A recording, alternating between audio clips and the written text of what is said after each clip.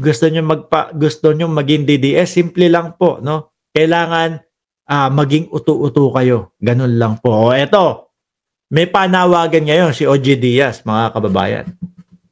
Sabi dito, kung boboto kayo ng artista, malamang sa alamang po ang mga artistang tinutukoy nito eh. Di syempre sila Willie Revillame ho, mga bossing, no?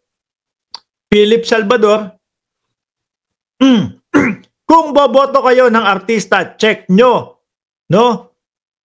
Check nyo mabuti kung may mga nagawang mabuti sa bayan o may mga naipasang batas na pinakikinabangan ng bayan, lalo na yung mga tumatakbong senador. Nako po. Yung ipinga ang kada sinisigaw lang ho, kada aakyat ng entablado, mga kababayan, bring him home Oh. Ano alam nun sa paggawa ng batas? Yung si Kuya Will, mga kababayan, eto naniniwala ho ako, hindi niya naiintindihan kung ano ang trabaho ng senador. Bakit ho? Ang trabaho ng senador, gumawa ng batas na makatutulong na makapag-ahon sa Pilipinas, mga kababayan. Pero parang ang alam ni Kuya Will sa pagsisenador, pati na din ho nung mga boboto kay Kuya Will, magbibigay nung mga tulong, nung mga box at kung ano-ano pa. No? At saka yung mga pera na mga 5,000! Di ba, Sir Rego at Shiro Katsaki? Yun po ang tingin kong naiisip nila na gagawin ni Kuya Will. Hindi ho. No?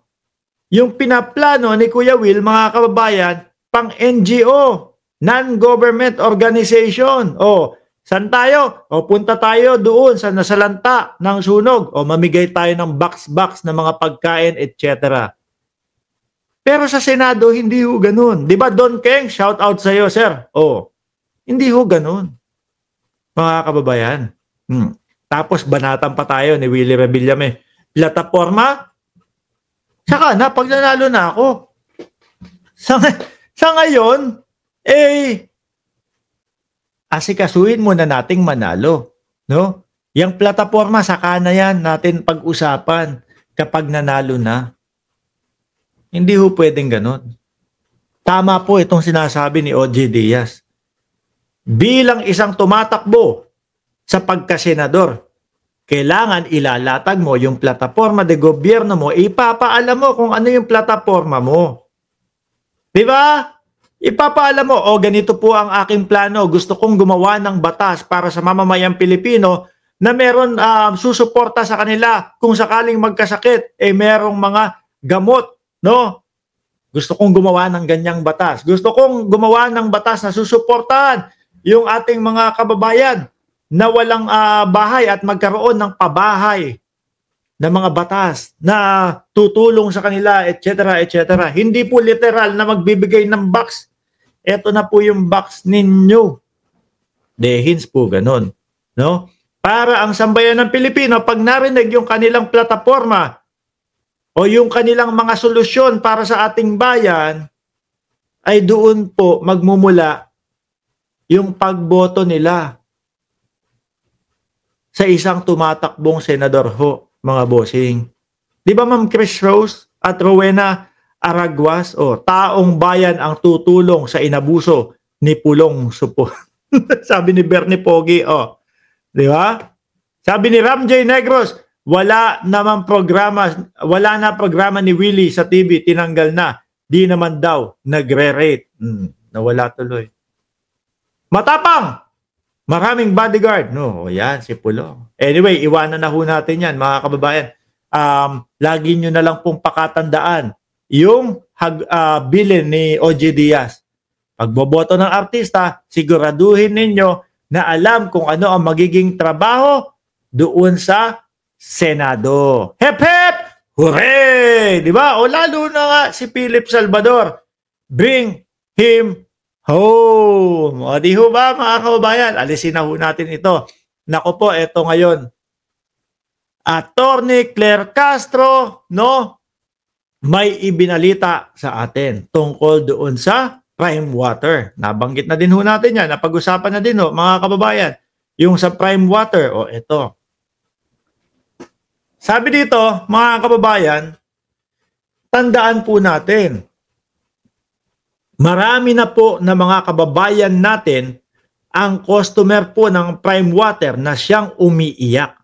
No? Hindi po ito bago. Matagal na nga ho. Sabi ko nga ho sa inyo, mga kababayan, nandoon ako sa Pilipinas. Yung kapitbahay namin, mabait yun eh. Si Maring George. Pinapaalalahan na kami, ganitong oras, mawawala ng tubig. Ganito nababalik yan kinabukasan, kaya kailangan mong gumising. Imbis na maayos yung aking pagbabakasyon, ay nako, kailangan kong gumising ng madaling araw para punuin yung mga tubig, mga bossing. No? Ako okay lang. Kahit pupungas-pungas ako, ayos lang. Pero yung mga kababayan natin na matatanda mahirap. No? Tapos bubuhat-buhat pa, sasalin-salin pa. Ganun kasi yun eh. Balde-balde, isasalin mo doon sa malaking drum. Di ba? Nakapagbabayad naman ng maayos yung mga taong bayan. Pagka sumingil naman sila, singil agad. Bayad naman ng maayos. Pero bakit yung serbisyo ay mabagal mga kababayan? So ito yung problema ng Prime Water, mga bossing. Sabi ni Zero Kansaki, Prime Water.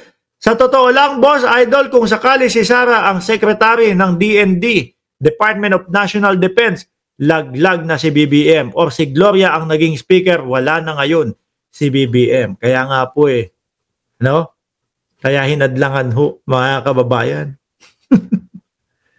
So sabi dito, hindi po ito bago. No?